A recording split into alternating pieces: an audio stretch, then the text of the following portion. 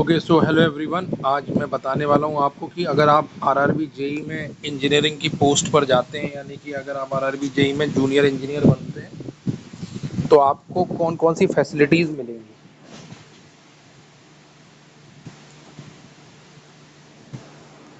ठीक है, तो इस पर बात करेंगे कि हमको कौन कौन सी फैसिलिटी जेई को रेलवे प्रोवाइड करता है। तो बहुत ही सुपर जॉब है, आप सुनिएगा इस चीज़ को, आपका एकदम जो है ब्रेन बहुत सारी चीज़ों को समझेगा। और यकीन मानिए ये एक बहुत अच्छी जॉब है। अगर आप इसमें अप्लाई करते हैं और अगर आप सेलेक्ट होते हैं तो एक सुपर लेवल की जॉब है ये। ठीक है, ये तो हम लोग बात करते हैं कि इसमें कौन कौन सी फैसिलिटी होती है। सबसे पहले हम बात करेंगे प्रमोशन।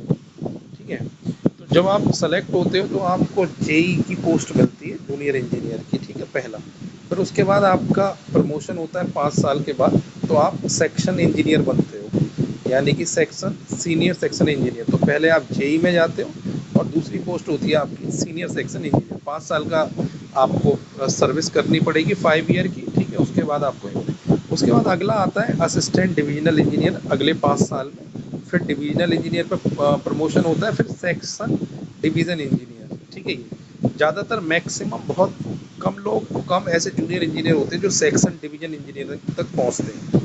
ठीक है, ज़्यादातर जितने भी जूनियर इंजीनियर होते हैं वो डिवीजन इंजीनियरिंग पर ही ख़त्म हो जाते हैं। ठीक है, मतलब जूनियर इंजीनियर बनेंगे, फिर सीनियर सेक्शन इंजीनियर, ठीक है, फिर असिस्टेंट डिवीजन इंजीनियर और डिवीजन इंजीनियर। ये सबसे लास्ट वाली पोस्ट होती है, ये उन लोगों के लिए है जिनका प्रमोशन हर एक मतलब प्रॉपर प्रमोशन हो रहा है। ठीक है, अब ज़रूरी नहीं है कि हर एक जूनियर इंजीनियर का प्रमोशन हो, क्योंकि सीनियर सेक्शन इंजीनियर तक तो प्रमोशन आराम से हो जाता है।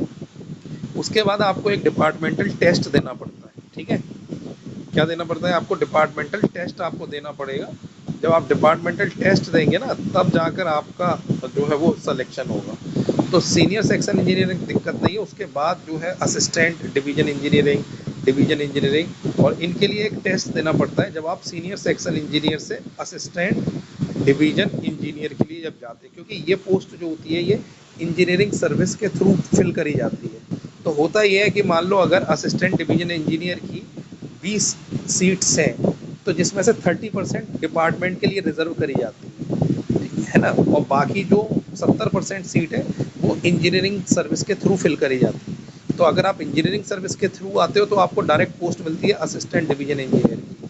लेकिन अगर आप आरआरबी जेई से जाते हो तो पहले जूनियर इंजीनियर, फिर सीनियर सेक्शन इंजीनियर। ठीक है, उसके बाद आपको टेस्ट देना पड़ता है, तब आप असिस्टेंट डिवीजन इंजीनियर बनते हो, अगर आप क्वालिफाई करते हो तब। ठीक है, अगर आप क्वालिफाई नहीं करते तो सीनियर सेक्शन इंजीनियरिंग की पोस्ट पे ही आप रहोगे। ठीक है, ये फिर उसके बाद असिस्टेंट डिवीजन इंजीनियरिंग, ये आप फिर आपको दिया जाता है डिवीजन, पूरे डिवीजन का इंजीनियर आपको बनाया जाता है। ये आपका प्रमोशन होता है जब आप असिस्टेंट डिवीजन इंजीनियर बनते हो, उसके बाद आपका प्रमोशन होता है। फिर आपको यहाँ पर शायद टेस्ट देने की नीड नहीं होती है। ठीक है, इसके लिए आपकी परफॉर्मेंस देखी जाती है, और प्रमोशन अपने डिपार्टमेंट में अगर आपके बहुत अच्छे टर्म्स हैं तभी आपको ये इस पोस्ट पर डिप्यूट करा जाएगा। फिर उसके बाद सेक्शन डिवीजन इंजीनियर। तो जूनियर इंजीनियर जितने भी बच्चे बनते हैं, ठीक है, जूनियर इंजीनियर जो बनते हैं वो ज़्यादातर अपनी सर्विसेज जो है वो डिवीजन इंजीनियर पे ख़त्म कर देते हैं। ठीक है, ये बहुत कम बच्चे होते हैं जिनकी उम्र बहुत कम उम्र में जूनियर इंजीनियर ज्वाइन कर लिया है, वही सेक्शन डिवीजन इंजीनियर तक पहुँचते हैं और प्रॉपर टेस्ट वगैरह क्वालिफाई करते हैं बीच में, वही पहुँचते हैं। ठीक है, ये तो ये बात हो गई प्रमोशन की। ठीक है, जूनियर इंजीनियर अगर आप बनोगे तो ये आपका प्रमोशन जो क्राइटेरिया रहेगा। उसके बाद आप बात करते हैं फैसिलिटी में आपको क्या क्या मिलेगा। सबसे पहले आपको रेलवे क्वार्टर मिलेगा। ठीक है, रेलवे क्वार्टर आपको रहने के लिए देगा। फिर उसके बाद मेडिकल फैसिलिटी देगा आपकी फैमिली के लिए, आपकी पत्नी के लिए, आपके बच्चों के लिए। ठीक है, मेडिकल फैम।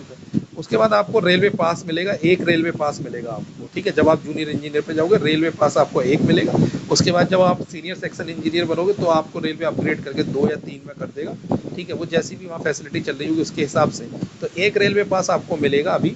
उसके अलावा जब आप रेलवे के एम्प्लॉय हो जाओगे तो आप 30% जो है सिर्फ आपको टिकट देना पड़ेगा। अगर मान लो आप अपने पत्नी के लिए, अपने बच्चों के लिए टिकट कराना चाहते हो तो आपको 30% पे करना पड़ेगा। मान लो सेकंड एसी का किराया मान लो 1000 रुपये है तो आपको 300 रुपये ही देना पड़ेगा। ठीक है, आप अपना रेफरेंस लगा सकते हैं जेई का। तो आप जितने चाहें आप अपनी फैमिली का पूरा बुक कर सकते हैं टिकट 30% पर। ठीक है, ये बाकी रेलवे में अपना जो है वो स्टाफ चलता है, तो उस वजह से शायद रेलवे में इतना जूनियर इंजीनियर वगैरह जो रेलवे स्टाफ होते हैं वो इतना ज़्यादा टिकट वगैरह नहीं लेते, लेकिन फिर भी अगर लेते हैं, मान लो आपको लेना पड़े तो आप 30% पे आपका काम हो जाएगा। उसके बाद आपको चाइल्ड एजुकेशन मिलता है। चाइल्ड एजुकेशन का बेनिफिट आपको मिलता है 27,000 रुपये पर ईयर। ठीक है, 27,000 रुपये पर ईयर आपको मिलेगा 2 बच्चों के लिए, 2 बच्चों तक, मतलब 27,000 के आप पर ईयर बेनिफिट ले सकते हो चाइल्ड एजुकेशन का। ठीक है, रेलवे आपको देगी। उसके बाद चाइल्ड हॉस्टल भी आपको देती है। अगर आप हॉस्टल में अपने बच्चे को रखना चाहते हो तो 80,000 रुपये एक साल में रेलवे आपको देती है। एक साल में 2 बच्चों तक देती है। अगर आपके 2 बच्चे हैं तो आपको 80-80 के 2 मिल जाएंगे। ठीक है, पर ईयर आपको दिखाना पड़ेगा कि मेरा बच्चा हॉस्टल में रह रहा है। ठीक है, ये अगर 3 बच्चे हैं तो नहीं मिलेगा, मतलब 2 बच्चों तक मिल सकता है, तीसरे को नहीं मिलेगा। ठीक है, 2 से ज़्यादा मिलेगा। उसके बाद आपको दिवाली बोनस मिलेगा 18,000 का।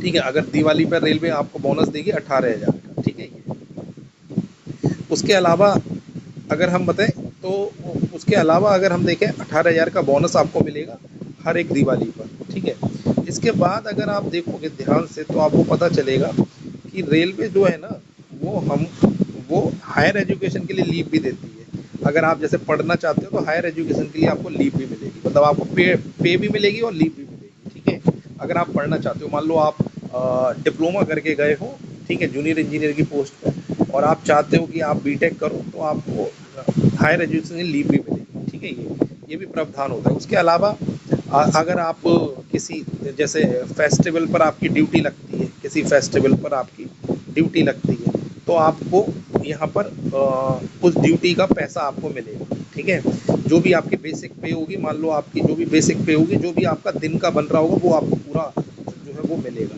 अगर आप फेस्टिवल पर लीव नहीं लेते हो और रेलवे ने आपको किसी ड्यूटी के लिए डिप्यूट कर रखा है तो आपको देता है। नाइट ड्यूटी अगर लगाता है तो नाइट ड्यूटी के भी आपको पैसे मिलते हैं। ठीक है, तो अगर आपकी नाइट ड्यूटी रहती है तब भी आपको पैसे मिलेंगे नाइट ड्यूटी के, ये चीज़ ध्यान रखिएगा, नाइट ड्यूटी के भी आपको पैसे मिलते हैं। उसके अलावा आपको ट्रैवलिंग अलाउंस भी मिलता है। अगर रेलवे आपको आपके घर से 8 किलोमीटर दूर अगर रेलवे का कोई काम है और आप डिप्यूट करे गए हो, मतलब रेलवे के जो ऑफिस है जहां आपका, मान लो रेलवे का जो ऑफिस है आपका जहां आप रहते हो ऑफिस में, ठीक है, जहां बैठ के काम, मतलब जहां से आप काम कर रहे हो, और उससे 8 किलोमीटर दूर अगर आपको भेजा जाता है तो रेलवे आपको टीए भी देता है। ठीक है, ट्रैवलिंग अलाउंस भी देता है आपको। ठीक है, डीए तो आपकी सैलरी में इंक्लूड होकर आता है, लेकिन टीए आपको तब मिलता है जब रेलवे आपको कहीं दूसरी जगह डिप्यूट करता है। ठीक है, उसमें आपको ट्रैवलिंग अलाउंस भी देता है ये। ठीक, इसके अलावा आपको ट्रैवलिंग अलाउंस भी मिलेगा। इसके अलावा आपको मैंने बता ही दिया, फेस्टिवल सीजन में अगर आप फेस्टिवल में लीव नहीं ले रहे हो, रेलवे आपको कहीं डिप्यूट कर रहा है तो आपको पैसा देगा।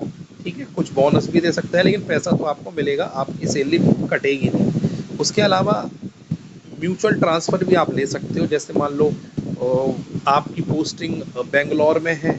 ठीक है, हम मान लेते हैं कि आपकी पोस्टिंग जो है वो बेंगलोर में, और अगर कोई बच्चा ऐसा है जो बेंगलोर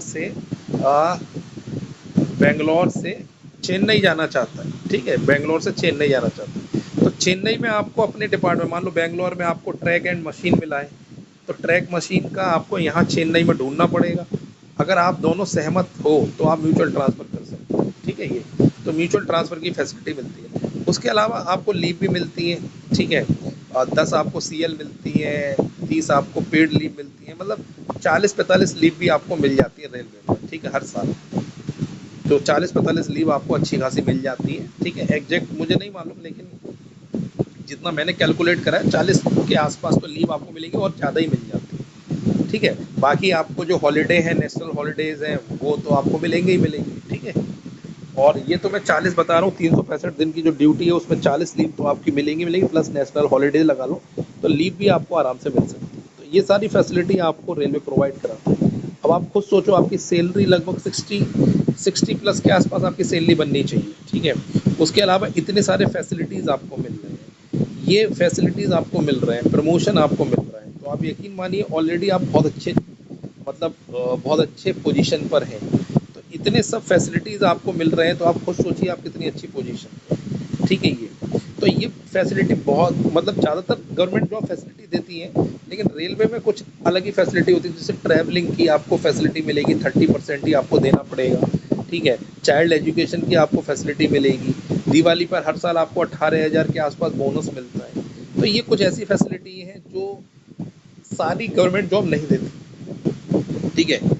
रेलवे एक ऐसी गवर्नमेंट जॉब है जिसमें आपको ये अलग ही लेवल की फैसिलिटी मिल रही है। तो आप खुद सोचो यार, एकदम मतलब मज़ा आ जाएगा अगर आप इस जॉब में ज्वाइन होते। मैं तो आपसे कहूँगा, अगर अगर अभी तक आपने फॉर्म नहीं भरा है तो आप फॉर्म भर दो यार, बिल्कुल भर दो। अगर आप जूनियर इंजीनियर बन गए और आपने अगर मान लो सिर्फ अगर डिवीजन इंजीनियर तक ही आपने मान लो आप पहुँच पाए, तभी भी ये आपके लिए गुड अचीवमेंट है, एक बहुत बड़ा अचीवमेंट है, ठीक है। ये तो आपको मैं बता रहा हूँ, अभी अभी भी बता रहा हूँ, आराम से आपका सिलेक्शन हो सकता है। अगर अभी भी आपने फॉर्म नहीं भरा है, आप फॉर्म भर दीजिएगा।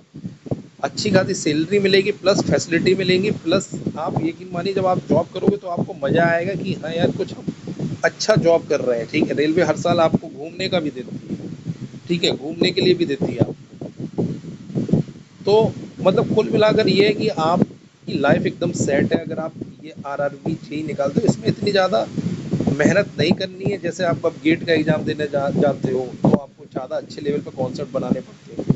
यहाँ पर अगर आपको कॉन्सेप्ट उतने अच्छे नहीं भी है तब भी चलेगा, क्योंकि क्वेश्चन पेपर में जो लेवल है वो उतना टफ लेवल नहीं है। सिंपल आपको मैथ रीजनिंग अगर आप दिमाग लगा के भी करोगे तो सीबीटी 1 तो आपका वैसे ही क्वालिफाई हो जाएगा, ठीक है। मैथ और रीजनिंग अगर आप कर रहे हो और उसमें दोनों मिलाकर मैथ और रीजनिंग अगर दोनों मिलाओ और दोनों मिलाकर भी अगर आप 45 से 55 नंबर ला रहे हो, ठीक है, 45 से 50 भी मानो, तो आपको कट ऑफ निकालने के लिए कितने और चाहिए, ठीक है। 65 से 70 नंबर कट ऑफ जा रही है तो 20 नंबर और चाहिए।